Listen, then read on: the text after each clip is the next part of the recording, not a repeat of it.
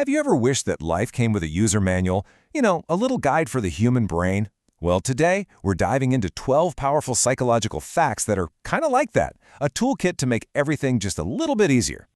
I mean, of course you have, right? We're all out here just trying to figure things out, navigating tricky conversations, trying to build better habits, managing our own thoughts. A lot of the time, it feels like a total shot in the dark.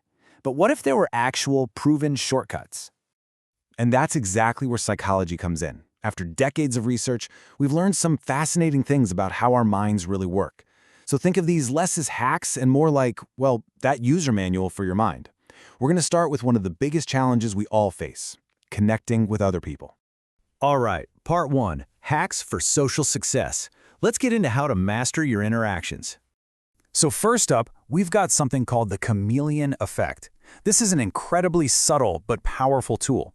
When you subconsciously, or even consciously, mirror someone's posture, like if they cross their legs, you cross yours, you're sending this deep, unspoken message that says, hey, I get you, I'm on your side. It creates this instant feeling of rapport and makes them way more likely to trust you. Now, just like mirroring body language creates that silent connection, there's a verbal trick that's just as powerful. And it's this: to the human brain, there is literally no sound sweeter than the sound of our own name. It's tied to our identity. So remembering and using someone's name sends a crystal clear signal. You are important and I see you. It's such a small thing, but it makes people feel incredibly valued. Okay, this one is fascinating because it's all about the psychology of control. Instead of giving a direct order like, go do your homework, which immediately makes people want to resist, you offer a structured choice. The outcome is exactly the same. The homework is going to get done, but the other person feels totally in control because they got to make the decision. And let me tell you, this works on kids, it works on colleagues, it even works on yourself. We've all been there.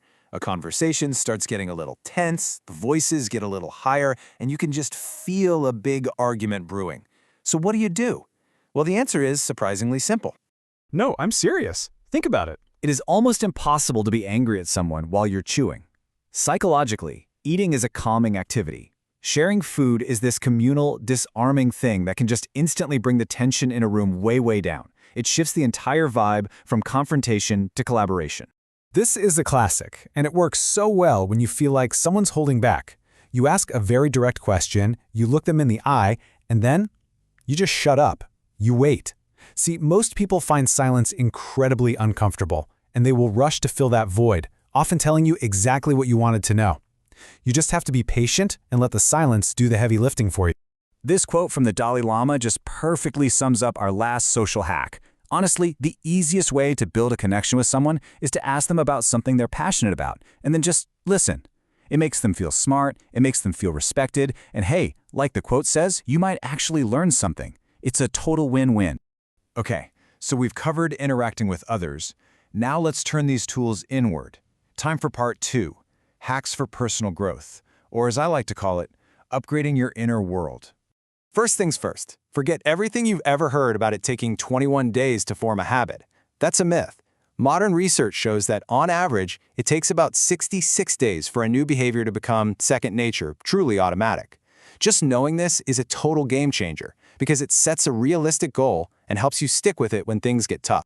And that journey is not a straight line. The first 3 weeks or so are going to feel awkward and uncomfortable. The next 3 weeks are a real battle. That's when your brain is actively resisting the change.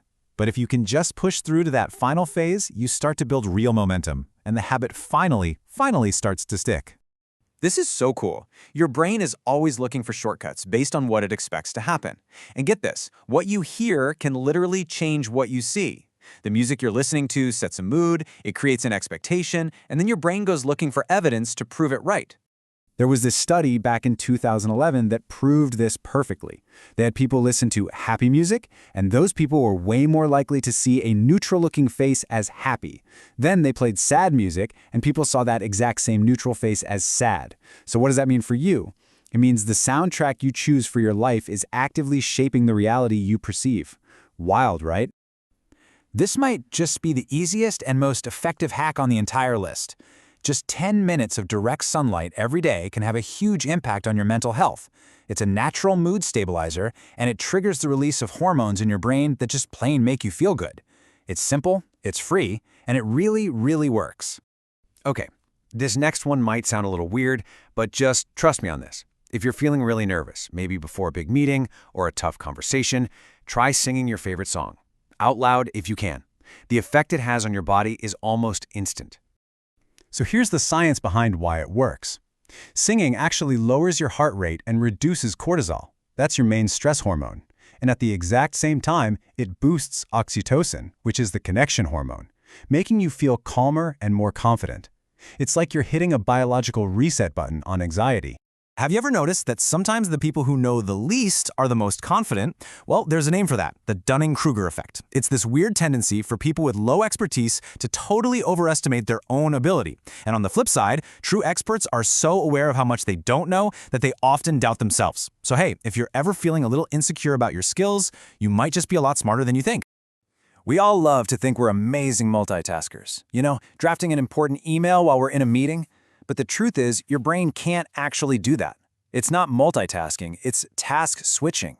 And every single time your brain switches, it costs you a little bit of time and mental energy, which makes you less efficient at both tasks. For real focus, one thing at a time is always the way to go. So there you have it, a really powerful toolkit pulled right from the world of psychology. And it's basically broken down into two key areas: tools for improving your interactions with other people and tools for upgrading your own internal world. But listen, these tools are only useful if you actually put them to work. So looking back at everything we just covered, which one are you going to try first? Are you going to use strategic silence in your next conversation? Or maybe just get outside for those 10 minutes of sunlight? The best way to make these facts work for you is to start with just one. Now go put that user manual to the test.